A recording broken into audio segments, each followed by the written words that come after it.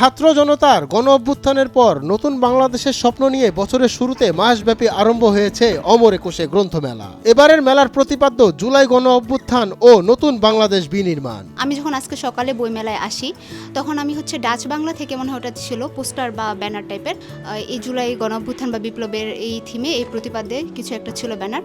তো আমার কাছে মনে হয়েছে যে এটা খুবই ভালো যে আমরা অ্যাটলিস্ট ভুলে যাচ্ছি না, আমরা যে এতগুলো মানুষ যে মারা গেল, এতগুলো মানুষের যে এত ক্ষয়ক্ষতি হলো বা এতগুলো ছাত্র যে তাদের একটা ফিউচারের দিকে চিন্তা করতে পারতো, ওরা এখানে নাও যেতে পারতো, তো তাদের এই যে এতটা ক্ষতি হলো বা অনেকগুলো প্রাণ গেল, আমরা যেটা ভুলে যাইনি। এই প্রতিপাদ্যটা যে এবার বইমেলায় আছে এটা খুবই ভালো, আমরা যেন ভুলে না যাই, এগুলো যেন মনে রাখি এবং নতুন বাংলাদেশ বিনির্মাণে আরও সহযোগিতা করি। তবে অন্যান্য বছরের তুলনায় এবারের বইমেলা ভিন্নভাবে সাজানো হয়েছে। মানুষের আবেগ মিশ্রিত জুলাই গণ অভ্যুত্থানের ফলে অর্জিত নতুন বাংলাদেশের চিত্র দেখা যাচ্ছে এবারের গ্রন্থমেলায়। আমি এসে যতটুকু দেখলাম যে স্টলগুলো এখনো ভালো করে বসে নেই, বসবে। আমি যতগুলো স্টল ঘুরে ঘুরে দেখলাম, প্রত্যেকটা স্টল আমার কাছে অনেক ভালো লেগেছে। আর কিছু কিছু স্টল আমার ব্যক্তিগত অনেক ভালো লেগেছে, এটা আমি ফোনে ভিডিও এবং ছবিও তুলে রেখেছি। ইনশাল্লাহ ভালো হবে আশা করা যায়। এখনও তো ফুল বসে নেই, বসলে আরও অপিনিয়ন শেয়ার করতে পারবো, আশা করি ভালো হবে। বইমেলার অন্যতম আকর্ষণ ইসলামী সাহিত্যের সমৃদ্ধ সংগ্রহ। বিগত বছরের মেলাগুলোর থেকে এবারের মেলায় বইয়ের স্টল নিয়ে আত্মপ্রকাশ করেছে নানান ইসলামী প্রকাশনী, যা নতুন এক মাত্রা যোগ করেছে এবারের বইমেলায়।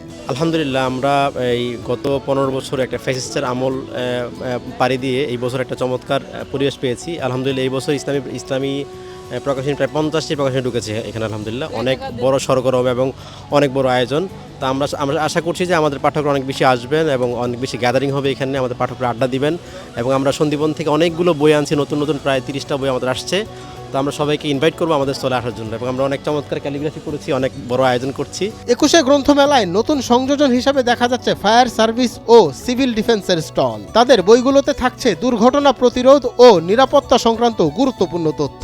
শুধুমাত্র অগ্নি নিরাপত্তা না, অ্যাওয়ারনেস বিল্ডারের জন্য আমাদের একটা স্টল আছে।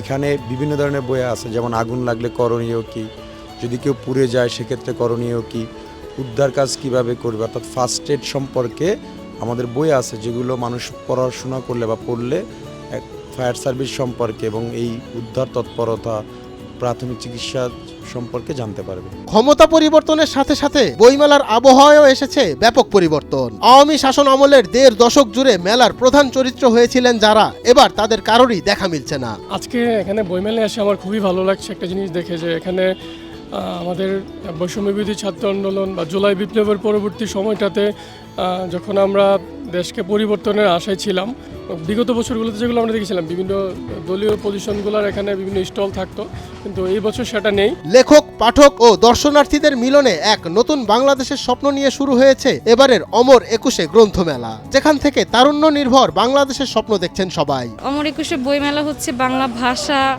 চর্চার বা ভাষা নিয়ে কাজ করার অনেক বড় একটা জায়গা। তো এখানে আসলে সবারই অংশগ্রহণ করা উচিত। তো এই অংশগ্রহণের সুযোগ যারা নতুন করে পেয়েছে তাদের সবার জন্য শুভকামনা। মঞ্জুর এ মাওলা, নয়া দিগন্ত।